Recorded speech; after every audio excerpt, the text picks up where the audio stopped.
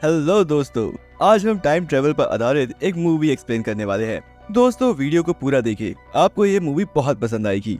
ये कहानी शुरू होती है सन 1899 से। कोलंबिया यूनिवर्सिटी में एक प्रोफेसर होते हैं जिनका नाम होता है डॉक्टर अलेक्जेंडर। अलेक्जेंडर का सब्जेक्ट होता है इन्वेंशन। डॉक्टर अलेक्जेंडर की एक गर्लफ्रेंड होती है जिसका नाम होता है एमा। वो एमा से बहुत प्यार करते हैं। एक शाम को जब वो एमा से मिलने जाते हैं तो वहाँ पर एक चोर आ जाता है और वो एमा को गोली मार देता है। इस हादसे में एमा की मौत हो जाती है और इससे डॉक्टर अलेक्जेंडर पूरी तरह से टूट जाता है। वो इस सदमे को बर्दाश्त नहीं कर पाता और अब डॉक्टर अलेक्जेंडर ये डिसाइड करता है कि वो एक टाइम मशीन बनाएगा और उसी टाइम मशीन से पास्ट में जाकर एमा को बचा लेगा ताकि वो जिंदगी भर उसके साथ रह सके। और इसके लिए वो दिन रात एक कर देता है। और उस दौरान उनका दोस्त डेविड आता है और उनको समझाता है कि तुम इस सब से बाहर आओ, अब एमा मर चुकी है और वो वापस कभी नहीं आ सकती है। पर डॉक्टर अलेक्जेंडर उस पर ध्यान नहीं देते। वो पूरा टाइम अपनी रिसर्च में लगा देते हैं और 4 साल की कड़ी मेहनत के बाद वो टाइम मशीन बना लेते हैं। अब डॉक्टर अलेक्जेंडर उस टाइम मशीन में बैठकर पास्ट में ट्रेवल करके उस वक्त में पहुंच जाते हैं, यानी कि सन 1899 की उसी शाम को जिस शाम को एमा का मर्डर हुआ था। और वहाँ पर उन्हें एमा मिलती है। एमा को देखकर वो बहुत खुश होते हैं और वो लोग वहाँ से कहीं और चले जाते हैं। लेकिन वहाँ भी एमा का एक घोड़ा गाड़ी से एक्सीडेंट होता है और उसकी मौत हो जाती है। और डॉक्टर अलेक्जेंडर समझ जाते हैं मैं कितनी भी कोशिश कर लूँ मैं पास्ट को चेंज नहीं कर सकता। लेकिन डॉक्टर अलेक्जेंडर ये सोचते हैं कि जिन सवालों का जवाब मेरे पास ना हो सकता है कि फ्यूचर के लोगों ने इन सवालों का जवाब ढूंढ लिया हो और अब वो ये डिसाइड करते हैं कि वो अब फ्यूचर में जाएंगे और इस सवाल का जवाब लेकर रहेंगे। इसके बाद वो मशीन में बैठकर फ्यूचर में ट्रेवल करते हैं। अब डॉक्टर अलेक्जेंडर पहुंच जाते हैं 2030 में। अब 2030 में पहुंचकर डॉक्टर अलेक्जेंडर न्यूयॉर्क की पब्लिक लाइब्रेरी में जाते हैं ताकि वो पढ़कर जान सके कि साइंस ने कितनी तरक्की की है। अब जब वो लाइब्रेरी में जाते हैं वहाँ पर उन्हें कंप्यूटराइज होलोग्राम इमेज दिखता है जिसका नाम होता है वॉक्स। और वो उनसे बात करते हैं और पूछते हैं कि टाइम मशीन के बारे में तुम क्या जानते हो। वॉक्स उन्हें बताता है कि टाइम मशीन का आविष्कार आज तक धरती में हुआ ही नहीं है। और ये सुनने के बाद डॉक्टर अलेक्जेंडर बहुत डिसअपॉइंट होते हैं क्योंकि उन्हें उनका आंसर अब तक मिला नहीं है। और वो तय करते हैं कि उन्हें और भी आगे जाना चाहिए। जो फ्यूचर के मानव हैं इनसे भी एडवांस है, उन्होंने टाइम ट्रेवल का आविष्कार किया हो और मेरे सवालों का जवाब उनके पास है। अब वो अपनी मशीन में बैठते हैं दोबारा, वो और आगे जाते हैं। अब डॉक्टर अलेक्जेंडर पहुंच जाते हैं 7 साल आगे, यानी कि 2037 में। इस वक्त साइंस ने बहुत तरक्की कर ली है। इंसान चांद में मानव बस्ती बसाने में कामयाब हो चुका है, लेकिन उन्हीं लोगों की वजह से चांद पर दरार पड़ चुकी है और चांद अब टूट रहा है और चांद पृथ्वी के काफी करीब आ चुका है और जिसकी वजह से पृथ्वी पर तूफान और भूकंप आ रहे हैं और अब पृथ्वी रहने लायक नहीं रही। अब डॉक्टर अलेक्जेंडर मशीन से उतर के ये सब देख रहे होते हैं कि तभी वहाँ 2 सोल्जर आ जाते हैं। सोल्जर डॉक्टर को पकड़ लेते हैं। तभी धरती फटना शुरू हो जाती है और इसके बाद डॉक्टर अलेक्जेंडर अपनी मशीन की तरफ आते हैं और मशीन में बैठ जाते हैं और मशीन को स्टार्ट कर देते हैं। लेकिन धरती फटने के कारण उनकी मशीन बुरी तरह से हिल जाती है और उससे उन्हें चोट लग जाती है और वो बेहोश हो जाते हैं। लेकिन मशीन अब चालू हो चुकी है और वो फ्यूचर में ट्रेवल कर रहे हैं और फ्यूचर में वो बहुत आगे निकल जाते हैं। और इस यात्रा के दौरान उन्हें कुछ पलों के लिए होश आता है और वो अपने टाइम मशीन को रोक देते हैं और वो पहुंच जाते हैं सन 8,02,701 में। अब धरती पूरी तरह से बदल चुकी है। अब जब डॉक्टर अलेक्जेंडर की टाइम मशीन रुकती है तब वो बेहोश होते हैं और जब उन्हें होश आता है तब वो एक घर में होते हैं। उनके शरीर में एक भी कपड़ा नहीं होता। तब वो उड़ के कपड़े पहनते हैं। तभी वहाँ पर एक बच्चा आता है। अब डॉक्टर अलेक्जेंडर उसके साथ बात करना चाहते हैं पर वो लड़का वहाँ से भाग जाता है और डॉक्टर अलेक्जेंडर उसके पीछे भागते हैं और बाहर जाकर देखते हैं कि बहुत खूबसूरत बस्ती होती है जो पहाड़ की चट्टानों में बनाई गई होती है। इस सदी में लोग ईंट पत्थर सीमेंट से घर नहीं बनाते बल्कि चट्टानों को काट कर अपने घर बनाते हैं।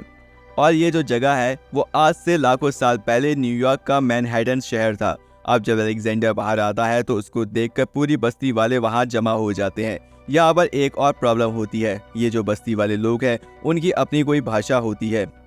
ये लोग इंग्लिश नहीं बोल पाते हैं और जब वो देखते हैं कि डॉक्टर अलेक्जेंडर उनकी भाषा नहीं जानते तो उन्हें ये लगता है कि इस इंसान से हमें खतरा हो सकता है और वो लोग ये डिसाइड करते हैं कि अब हम लोग इसे मार देंगे। लेकिन तभी वहाँ पर मारा आ जाती है। मारा वही लड़की होती है जिसने अलेक्जेंडर को बचाया है और मारा को इंग्लिश बोलना भी आता है। तब मारा अलेक्जेंडर से इंग्लिश में उसके बारे में पूछती है। अलेक्जेंडर उसको अपने बारे में सब सच सच बता देता है, लेकिन मारा ये सब बातें अपने लोगों को नहीं बताती, क्योंकि वो जानती है कि ये लोग उसकी बातों पर विश्वास नहीं करेंगे और ये लोग उसे मार देंगे। इसलिए मारा उसकी जान बचाने के लिए उन्हें उसकी सच्चाई नहीं बताते। अगले सीन में दिखाया जाता है कि रात हो जाती है। रात में नीचे अलेक्जेंडर सो जाता है और मारा और उसका भाई भी सो जाते हैं। इस रात को एक अजीब सी बात होती है। रात को अलेक्जेंडर का सपना आता है कि जंगल में उसे कोई पुकार रहा है और कई सफेद चेहरे वाले आदमी उसके सामने आते हैं। उसके बाद वो एक गुफा के पास पहुंच जाता है, जिसके बहुत बड़े बड़े डार्क टाइप के दरवाजे होते हैं और वो खुलते हैं। इसके बाद अलेक्जेंडर डर के उठ जाता है। उसे टाइम देखता है। मारा का भाई भी डर के उठ जाता और इन दोनों ने एक ही सपना देखा है। उसके बाद अलेक्जेंडर देखता है कि उसकी घड़ी वहां से गायब है। मारा उसे बताती है कि यहाँ पर जितने भी लोग हैं वो सब ये यहाँ सपना देखते हैं, फिर सब सो जाते हैं। सुबह उठ के मारा अलेक्जेंडर को उसको टाइम मशीन दिखाने जाती है और अलेक्जेंडर डिसाइड करता है कि वो अपने टाइम में वापस चला जाएगा। फिर वो वापस जा रहा होता है। मारा उसको बताती है कि प्लीज़ मेरे छोटे भाई को भी साथ ले जाओ। उनकी बात चल रही होती है तो वहाँ अचानक नगाड़े बजने चालू हो जाते हैं। ये खतरे का संकट है। नगाड़ों की आवाज़ सुन के मारा अपनी बस्ती की तरफ भागती है और अलेक्जेंडर उसके पीछे भागता है। अलेक्जेंडर जब बस्ती में पहुंचता है तब वहाँ वो देखता है कि एक सफ़ेद रंग का अजीब सा प्राणी होता है। इस प्राणी को मोरोलोग कहा जाता है। ये धरती के नीचे रहता है और धरती के नीचे खाने के लिए कुछ भी नहीं है, इसलिए ये लोग इन लोगों की बस्ती पर हमला करके इंसानों को उठाकर धरती के नीचे ले जाकर उन्हीं को खाते हैं। अब इसी भगदड़ में मारा को भाई को बचाते हुए एक मोरोलोग अलेक्जेंडर के पीछे पड़ जाता है। अलेक्जेंडर वहां से भागता है पर वो मोरोलोग उसका पीछा करता है। इसके बाद अलेक्जेंडर एक ऊंची जगह पर चढ़ जाता है और उसके पीछे वो मोरोलोग भी चढ़ जाता है। किसी तरह अलेक्जेंडर उसको नीचे फेंक देता है और अलेक्जेंडर उसके ऊपर गिर जाता है। तभी एक सायरन बजता है और वो मोरोलोग वहां से भाग जाते हैं और एक एक करके जमीन के अंदर चले जाते हैं और वो लोग मारा को पकड़ के अपने साथ ले जाते हैं। अलेक्जेंडर उनको बोलता है कि हमें मारा को बचाना होगा, पर वो लोग बोलते हैं कि हम उनसे लड़ नहीं सकते, वो लोग हमसे बहुत ताकतवर हैं, अब मारा को बचाना नामुमकिन है। अलेक्जेंडर कहता है वो मारा को बचाने जाएगा। अब वो मारा के भाई से पूछता है कि ये लोग कौन हैं और कहाँ से आते हैं। इसके बाद मारा का भाई उसे एक जगह ले जाता है। ये वही जगह होती है जहाँ अलेक्जेंडर टाइम ट्रैवल करके सन 2030 में न्यूयॉर्क की लाइब्रेरी में गया था। लाइब्रेरी के अंदर जाने के बाद अलेक्जेंडर को वही होलोग्राफिक कंप्यूटराइज लाइब्रेरियन दिखता है जो उसे सन 2030 में दिखा था। ये अभी भी अच्छे से काम कर रहा होता है। अलेक्जेंडर उससे पूछता है ये लोग कौन हैं जो ज़मीन के अंदर से आते हैं और लोगों को उठा के ले जाते हैं। वो बताता है जब चांद खत्म हुआ था तब कुछ लोग ज़मीन के नीचे चले गए थे और कुछ लोग ज़मीन के ऊपर, और जो लोग ज़मीन के ऊपर रह गए आज उन्हें एलोई कहा जाता है, और जो लोग ज़मीन के नीचे चले गए थे आज उन्हें मोरोलोग कहा जाता है। दरअसल ये पास्ट के इंसान हैं जो आज मोरोलोग बन चुके हैं और ज़मीन के नीचे खाने के लिए कुछ नहीं होता, इसलिए वो लोग मानव की बस्ती में आते हैं और वो उन्हें उठाकर ले जाते हैं और उन्हें खाते हैं। अब ये कंप्यूटराइज होलोग्राम मोरोलोग के पास जाने के रास्ता बताता है। अलेक्जेंडर अब जंगल के रास्ते से जाते हुए वहां पहुंच जाता है और देखता है वहां पर वही दांतों वाली गुफा होती है जो उसने सपनों में देखी थी।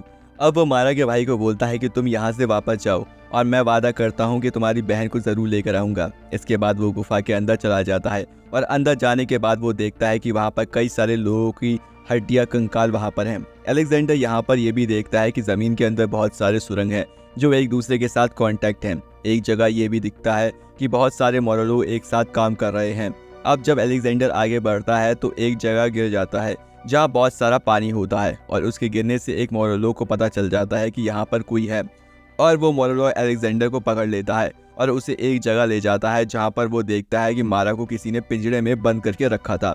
और वहाँ ये भी दिखता है कि ये सब जो मोरोलोग हैं इन सब का बॉस वहाँ बैठा हुआ रहता है और वो लगभग इंसान की तरह दिखने में है, लेकिन उसका पूरा फेस एकदम वाइट होता है। अब यहाँ पर मारा को उस वाइट इंसान ने वश में किया था। हमें यहाँ पर यह पता चलता है कि ये जो मोरोलोग का सरदार है इसके अंदर बहुत सी शक्ति है और इसके अंदर दूसरे लोगों के दिमाग को रीड करने की भी पावर होती है। और वो अलेक्जेंडर को ये भी बताता है कि यहाँ जितने भी मोरोलोग हैं उनमें अपने माइंड से कंट्रोल करता हूँ। इसके बाद वो अलेक्जेंडर को बताता है कि तुम टाइम ट्रैवल करके पास्ट से फ्यूचर इस जगह आए हो और तुम वापस चले जाओ, और तुम एक बात याद रखना, तुम पास्ट में जाकर फ्यूचर को नहीं बदल सकते।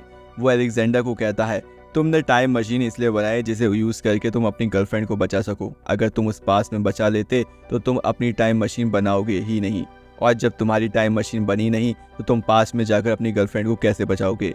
वो उसे बताता है कि तुम पास्ट में जा तो सकते हो मगर कोई ऐसा काम नहीं कर सकते जिससे फ्यूचर चेंज हो जाए। इसे साइंस की दुनिया में पैराडॉक्स कहते हैं।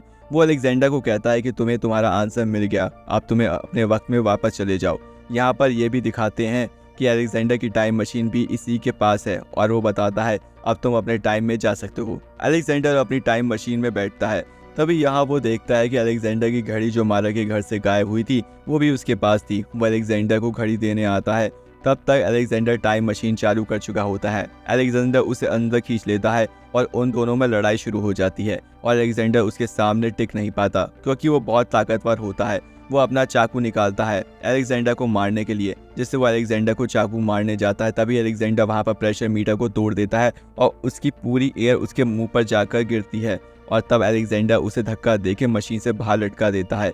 अब वो अपने दोनों हाथों से अलेक्जेंडर का गला पकड़ लेता है और उसकी पूरी बॉडी मशीन के बाहर होती है। इसके बाद अलेक्जेंडर मशीन को फ्यूचर में भेजने के लिए ऑन कर देता है। अब जैसे टाइम मशीन फ्यूचर में बढ़ने लगती है तो उसकी बॉडी जो बाहर थी मशीन से वो वक्त के साथ बूढ़ी होनी शुरू हो जाती है और धीरे धीरे उसकी बॉडी कंकाल बन के वहाँ से गायब हो जाती है। अब जब टाइम मशीन रुकती है तब वो सन 63,54,27,810 में पहुंच जाता है और अलेक्जेंडर वहां देखता है कि धरती बंजर हो चुकी है और चारों तरफ उसे मोरलोक की गुफा दिखाई देती है।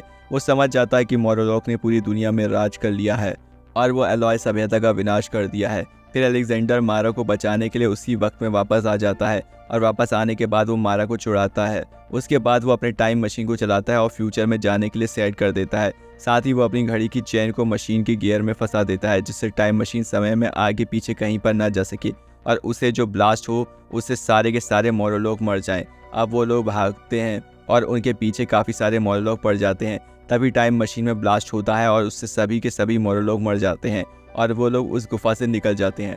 अलेक्जेंडर अब डिसाइड करता है कि वो मारा के साथ इसी युग में रहेगा। वो कंप्यूटराइज होलोग्राम इस युग के बच्चों को पढ़ा रहा होता है। यहीं पर यह मूवी एंड होती है। दोस्तों, अगर मेरा एक्सप्लेनेशन आपको अच्छा लगा हो तो प्लीज़ मेरे चैनल को सब्सक्राइब करें और वीडियो को लाइक करना मत भूलिएगा। Thank you so much.